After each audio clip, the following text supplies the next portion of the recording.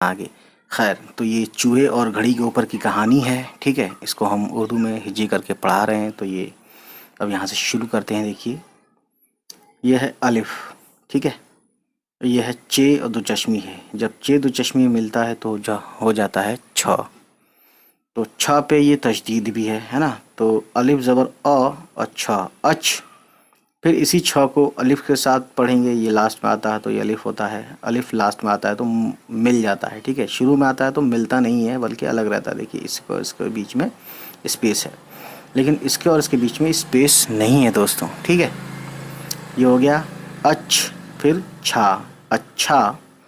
या है, ये या के नीचे दो नुक्ते देख सकते हैं यहाँ पे।